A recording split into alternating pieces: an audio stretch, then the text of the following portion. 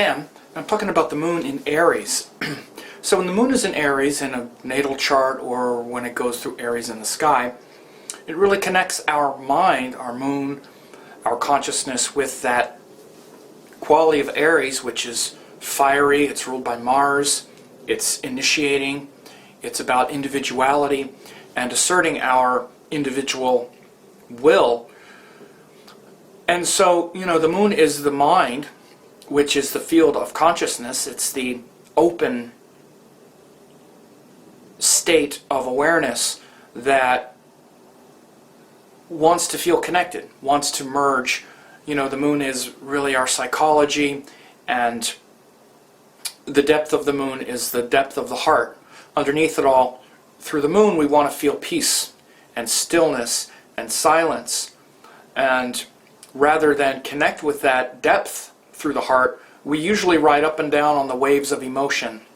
So as we're attached to ourself as a separate creature, as a separate being, and we identify with ourself as the surface, we identify with our mind and our heart also as the surface. So there's a direct correlation. You as a body and your heart as emotions. It's the same analogy. So the emotions of the moon in Aries are sort of turbulent, a bit agitated, delineating black and white, right, wrong, good, bad. Does this make me feel strong or make me feel weak?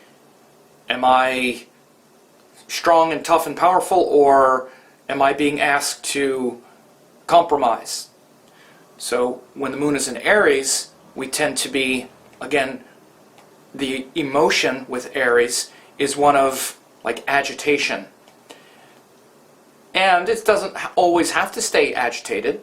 Agitation can be a catalyst for some kind of creative activity, for sure. That state of mind is not, again, it's not an eternal state, but that's the sort of default state. So when we're talking about the moon in any sign, we're basically talking about the sort of feeling, that sort of default feeling, that default emotional state. And of course, if it's a natal chart, we have to look at all factors, not just the moon, but anything that aspects the moon. There are other things in Vedic astrology like the nakshatra and other things. So the moon in Aries has that sort of default kind of restlessness, that black and white evaluation of, is this making me strong? Is it making me weak? Do I have to compromise? Do I agree with this?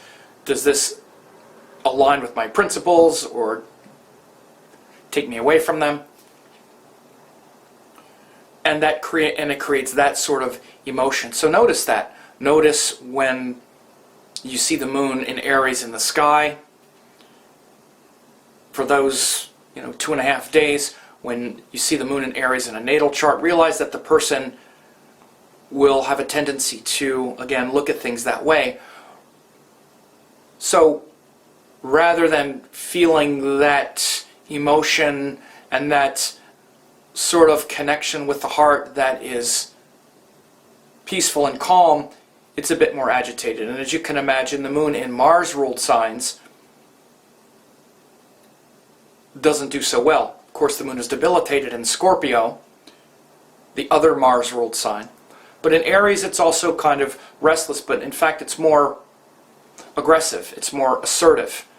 In Scorpio, it becomes more psychological and potentially sort of pathological, because rather than kind of express it and sort of get it off our chest, which you'll see moon in Aries do, Scorpio tends to brood on it and turn it into some big conspiracy, psychological thing that then really hurts that state of peace.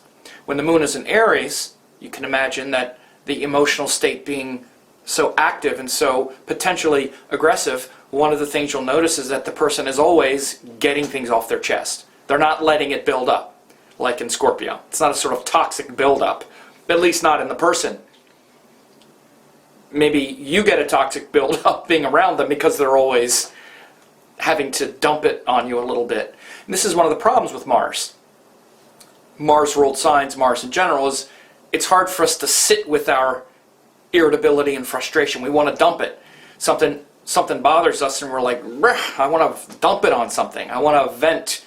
So again, that venting kind of thing. So if you got moon in Aries, realize you have a tendency to like vent, judge things, make them very black and white, and then want to vent it and kind of, sort of act, function through accusation, maybe back people into corners, confront. And you want to be aware of that.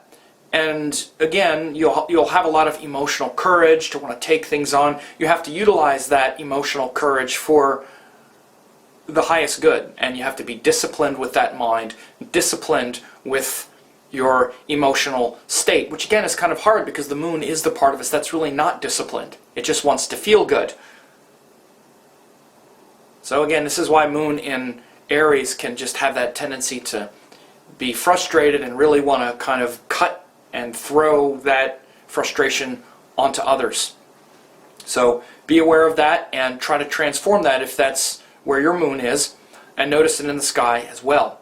So when we get full moon in Aries, or moon gets really bright in Aries, or it's very prominent, you'll notice that. And if that's, for instance, in your natal chart, again, you want to work with things that purify that frustration and that heat and that